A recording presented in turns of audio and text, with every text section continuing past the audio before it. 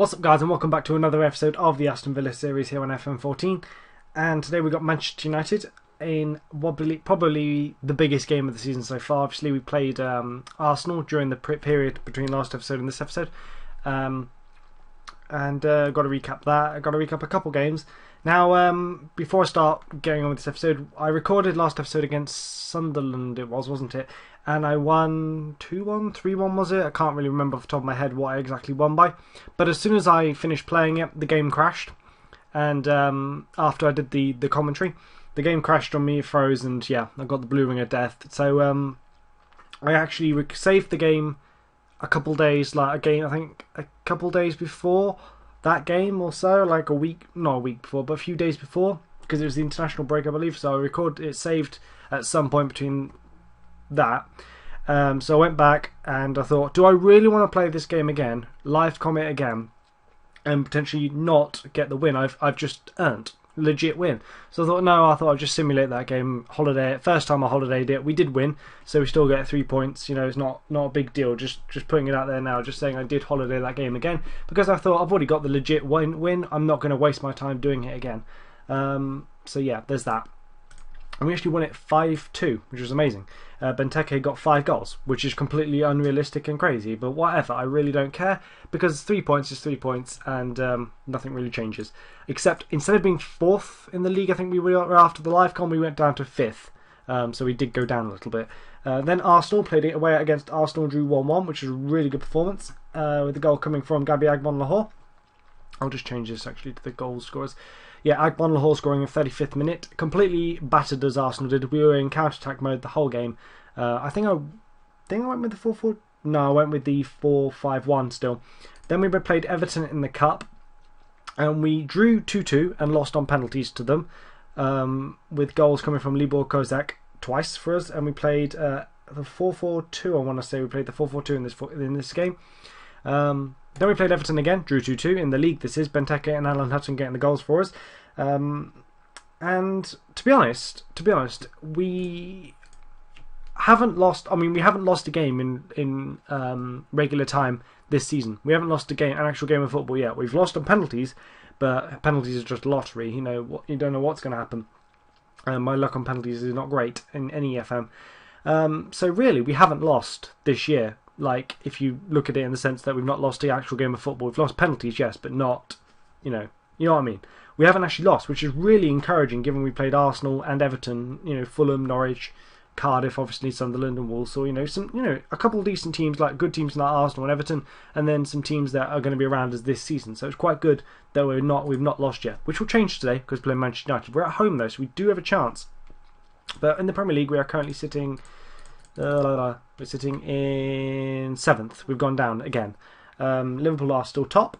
7 games, 6 wins, 19 points for them. Everton in 2nd. Swansea in 3rd. And United in 4th. Today's opponents, of course, Chelsea, Arsenal, and then myself. Man City are down in 9th, which can't be good for Pellegrini, of course. But Tottenham down in 17th. Wow. So today we're going to play against United. And they've already picked the team, going in the 4-4-2 formation today. Guzan in goal, Bennett, Baker, Vlaar, Hutton. Hutton gets the nod over Loughton because Loughton's not been playing as well as Hutton. Hutton did an amazing goal. Amazing goal in one of the Everton games, I think it was. Was it one of the Everton games? Must have been. Was it the Cup one? Was it the Cup one or the League one? The League one. He scored an amazing goal in the League one. Bombed down the right wing and then just from the edge of the box scored it, which is really good to see. Sissoko in the ball-winning midfielder role today. Westwood, deep line playmaker. Agbon-Lahore and Bakuna on the wings. Weimann and Benteke up front. Just mixed up to the 4-4-2 just because it worked. Kind of worked in the cup game against Everton in the sense that we, obviously drew 2-2 and then lost on penalties. But we didn't. It wasn't a complete failure, and I feel like I just want to go with we're at home.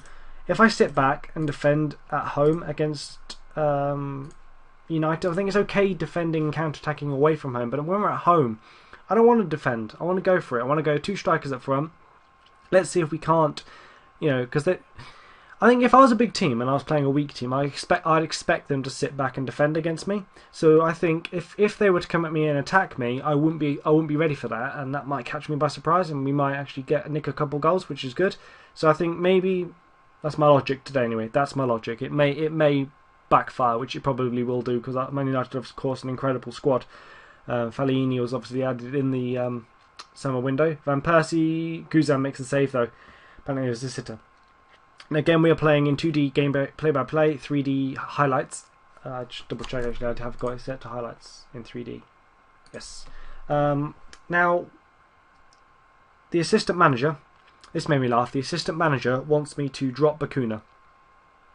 Apparently. Bakuna's been one of our best performers. That looked like it went out and then back in again. That ball did. Bakuna's been one of our best performers consistently. And he wants to drop him. Oh, Van Persie with the finish. We're losing 1-0 at home to Manchester United. Van Persie with, looked like a very good finish. Looked like Kagawa. Was it Kagawa? Did a good ball across. The 3D highlight will show us what happened there. Looked like a really good finish by Van Persie that did. Really powerful. Typical Van Persie. 10th goal of the season. 10 goals already. Kagawa laid the ball across, did he? Van Persie with the first time shot. Great goal there. Defensively not good enough, but we should be doing better there, but you know, whatever. Yeah, so he wants to drop Bakuna, which is just hilarious, because Bakuna, I'm not gonna drop Bakuna. Not for Albrighton, definitely not for Albrighton. That's just not gonna happen. We threw away the Everton, the league game against Everton. We had a 2-0 lead, and then we threw it away, which is really frustrating. The fact that we caved from a 2-0 lead, which is quite, yeah, it's just frustrating. But I was reading, I wasn't looking for this, I was just browsing on FM Base, and people were saying actually loads of people have been collapsing from a couple goal leads. They've been collapsing dramatically, which is my first one obviously to do that, because in the cup game we didn't have a huge lead, but against Walsall we had the lead and kept on conceding, gaining the lead. Van Persie misses the howler. Walsall, we kept on gaining the lead, conceding, etc., until we eventually won. But loads of people are saying they have been conceding 2-0 leads, 3-0 leads, etc. They've been, losing from that position. So it's not just me. Maybe it's a bug in the game, I don't know. I'm not going to say it is. I think it was just a spectacular fail. But maybe it is. You never know. It could be a slight bug in the game that people are. I mean, it's obviously only my first one, so I can't really sit here and say, yep, it's a bug, and all this sort of stuff. But maybe, just from what I've read, it seems like it's happening. But overall, I would say overall we were better than Everton, even though we didn't beat them officially at all. I would say we actually played better than them. Certainly attackingly, I think we played better than them. Defensively, obviously, the conceding 2 goals was not good. So defensively, I can't say we were better, but certainly attacking, we looked more threatening, and we were winning not possession, but we were winning number of shots and all this sort of stuff. So that was good to see. It's encouraging to see, I think, that we can hold our own against Everton. Actually, in my opinion, do better than them, although we did obviously not get the win, which is all that really matters at the end of the day. But we've got to take some kind of positives, I think, from this. But we are not getting any positives from this one today. Kagawa is now on the attack. Carrick plays that to Evra. Evra is now aging, of course. Van Persie with the finish. Was he offside? Did he stray a little bit, or was it just a really good run? Or someone playing him on? Let's have a look. Which one is Van Persie? He's running towards now. No, he's way on. Actually, no, he's onside. Way onside. Nope, just my eyes deceiving me. I need to make a change there because this is not working. Obviously, we are going to lose 2-0 as it stands. What to do? Change the formation. Just try it. Let's try to change the formation for the lols. Take Bakuna off now. Sissoko can drop into there, and Silla can replace Bakuna, who's not having a very good game today. Thanks for that, Bakuna. I'm just singing your praises, and then you have a bad game today. Seem deep in thought. That really is frustrating me still. Why are they deep in thought? I don't understand it. Why? Stop being deep in thought. Now, actually, I'm recording. This is the 4th episode. I've recorded an episode every night now. Well, actually, I've recorded 2 episodes in one night, and this is another night. I'm recording some more episodes of this, just because I really want to get. While I've got a little bit of time off, it's half term now for me, so when I'm not at work as well. Oh, Kagawa with the finish. Guzan, you look like you should have done better. No, it won't stand. Filled out. Actually, I'm recording this after the Tottenham game, Villa Tottenham game. Filled out. I Yeah, if you follow me on Twitter, you'll know my thoughts on Phil Dowd. He's an awful referee, just an awful, awful, awful referee. He's way too fat to be a referee, as the fans were singing at him, and yeah. But I'm not going to go into that.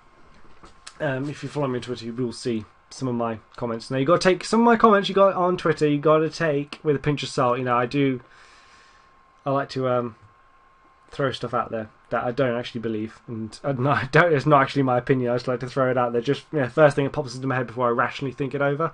Sometimes when I'm watching football, but I think everyone does that. But so you got to take some of the stuff I do say is with a pinch of salt. Some of it I'm serious about. Like, for example, when I said last year that I had my doubts about Benteke, I was serious. I did have my doubts because it seemed at the time, last season it seemed when I was watching him over and over again, it was like Van Persie, for example, doesn't need the right pass, doesn't need to be in the right place at the right time, have the right service, have everything in his favour to score. Van Persie, for example, is a world-class striker and can just do it. Last season, maybe it was because he was adapting to the league a little bit, although he did formidably in terms of his statistics, scoring and stuff like that. But it just seemed like every time he scored, he'd have to be in the right place at the right time, have the ball literally put to him on a plate, and then eventually he would score. And that happened often enough, it seemed, last year. This year, however, he seems to be working a lot harder. Yes, I think he's working a lot harder, and I think he is playing an awful lot better. And if he can continue this, then his goal record should, in theory, go up.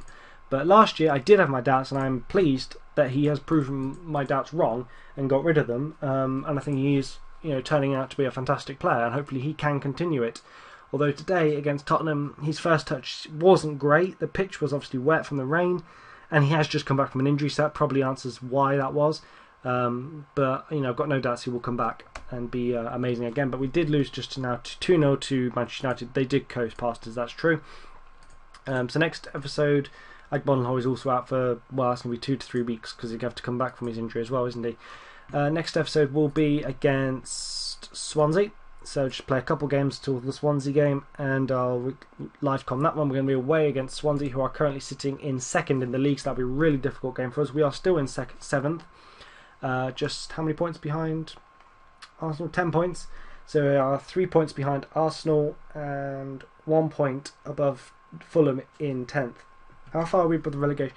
We are 7 points. 7 points off the relegation. That's important because obviously our objective is to avoid relegation. But I will see you guys next time.